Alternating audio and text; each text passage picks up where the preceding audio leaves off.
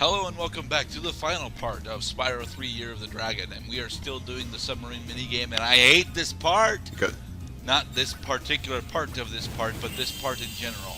We'll be going through the rest of the super bonus round in this part. It's not quite as super as it's cracked up to be. Oh god, no. It is far less super than it is cracked up to be. There's nothing super about stupidity. One more to go. Well, there's nothing really stupid about what's gonna happen. Just, you know, difficult and taxing and time-consuming and rage-inducing and all these other, you know, adjective words that I am unable to think of right now. Fuck you, you better turning submarine. So stupid. Because if there's...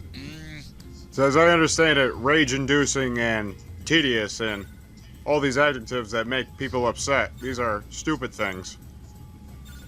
Not necessarily. Jump cut.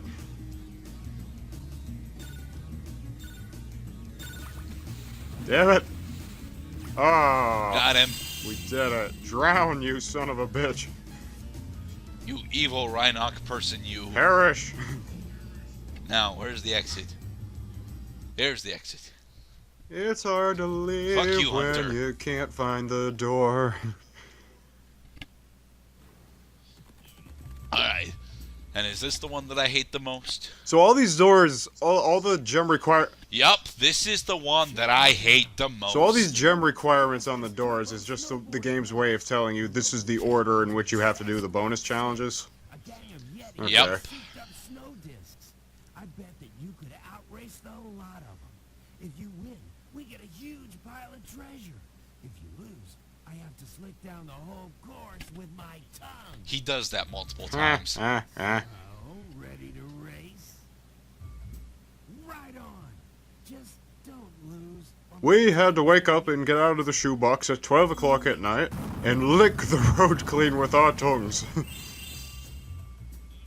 Alright, so you remember the stunt track that we had to play earlier on? Is that the one... Is that the one where you had to kill all the crabs? Yeah. You have to kill all the crabs in this one? No. Thankfully, no. We don't have to kill all the crabs, although I would have preferred having to kill all the crabs as to what we actually have Which to is do. win the race? Not only do we have to win the race, but we have to go back and forth on this track attempting to get all the small treasure that's on the track too. And we're racing against Yetis that are significantly better at this track than I am. Oh, at least you can take them out. Yes, you can damage them, but that only slows them down a little bit. What you need to do is build up more boost. That was a lot of boost you just gained. Yes, you'll notice I'm still in 5th though. It's because you're not getting enough cool mad air. Or, you know, I'm just falling off the edge of the That course. also does not function.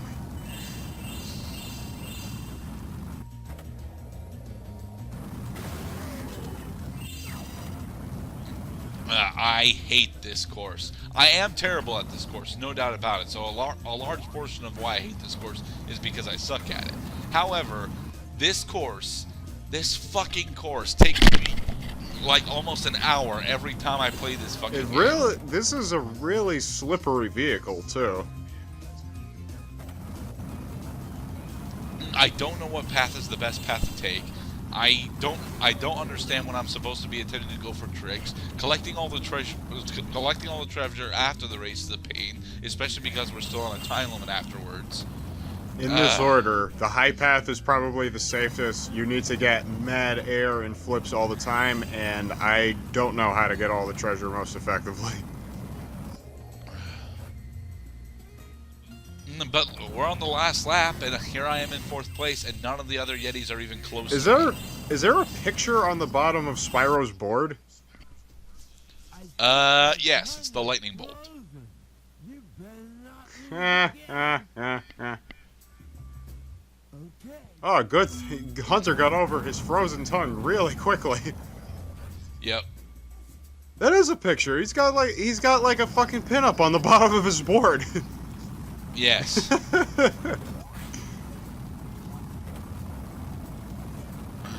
But yeah, the only the only place that I know where to get a decent amount of boost is on the first ramp. Boost. Now the game remembers which treasure you've already gotten. Okay. Yes. Well, that's good. Yeah. Bye, Hunter.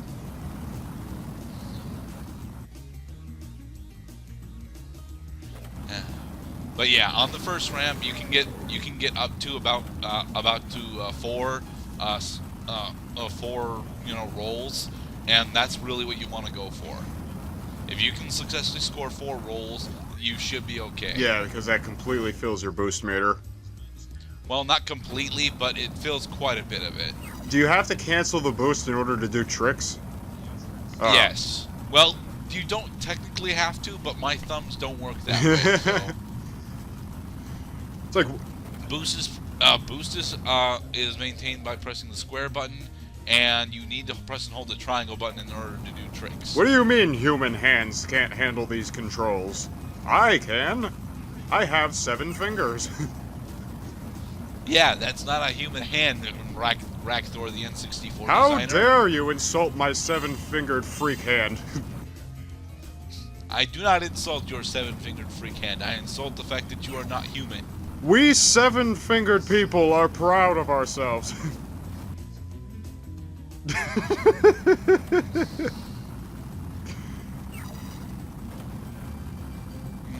Yeah, finally, we won. Yes!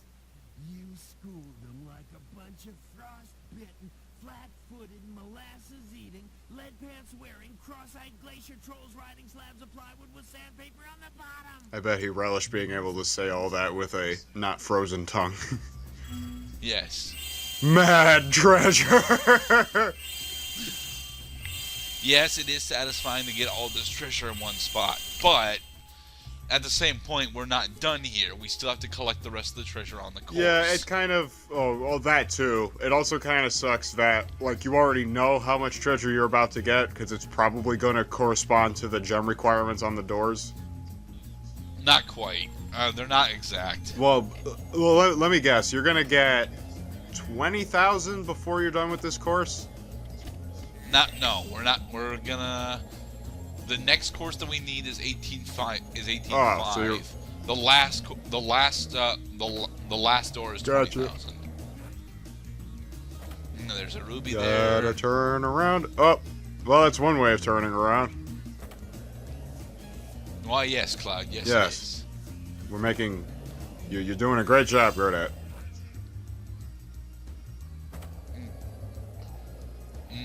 Here's the thing. Right now, I want to get off the board so I can use sparks. But now that I'm on the board, I can't get off of it. Ah.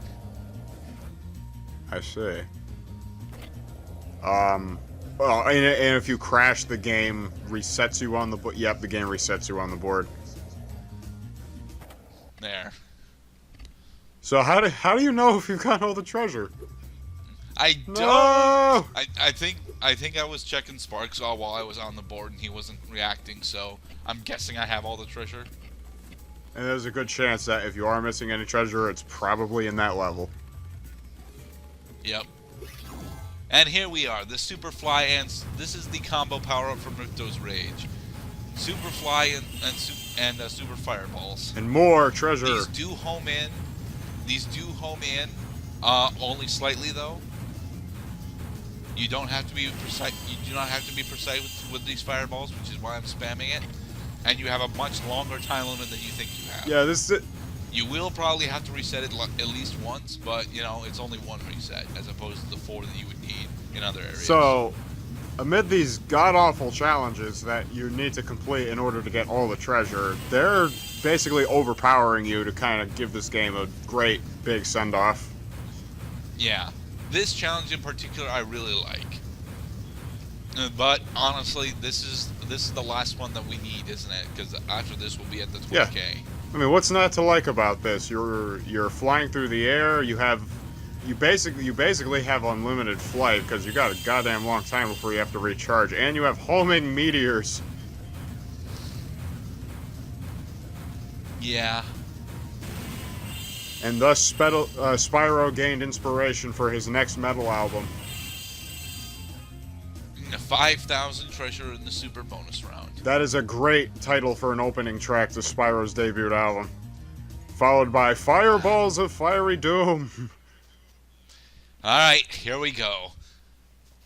A rematch against the sorceress. For real? I don't know how she did it, Yep. Spyro, but the sorceress must have survived that last No shit. time, saving up her magic. She's not dead, therefore she must have survived. Your best chance to defeat her is to borrow my flying saucer. I've cast some spells on it to give it extra firepower and unlimited flying time, but the rest is going to be up to you. You've come this far, Spyro. I know you can beat her. No, here's the problem with what Bianca just said. She didn't give us invincibility. That's in an instant death spot. Nice. And she also did not give us homing shots. You got unlimited flight. Yes, we have unlimited flight, but we don't have homing shots. This fight sucks. Wait, so does Spyro only shoot dead ahead? That's Yep. stupid. Spyro's freaking body is in the way. How are you supposed to see where you're aiming? Exactly. God damn it. You need to lead your shot slightly if you want to hit her before she launches the fireball. And her fireball is a homing shot. So, Do you have a boost? no, we don't have a boost. I think we can fly faster by holding the X button, but I'm not entirely sure. Not that flying faster would honestly help us out that much. You know, for a second round against the final boss, the background music isn't really keeping up with the intensity of this fight. Yeah, it's just the same background music as the rest of the super bonus round, Scott. Yeah, it's like you could stop at any time and just get some ice cream. Except then you'd actually be having fun. This fight took me 20 minutes. Which is not quite as fun as ice cream. Not nearly as fun as ice cream. Ice cream is delicious and tasty and makes all of your taste buds do nice jumps and circles. I kind of want blueberry. Fuck you, you laughing witch! I see what you mean about leading the shots, but it's a good thing, I guess, that she's flying on kind of a circular track. She's not actually on a track, really. She's, adjusting her position in accordance with ours. Yes! There. Perfect! Uh, Now die! no, I didn't do that in one take. Instant death spot. Yin No yang. second chance for you.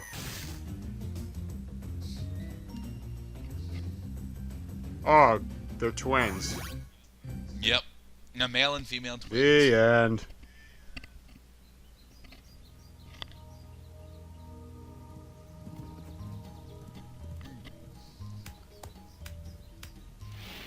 And no, there's no voice acting during this Really? scene. I don't know why.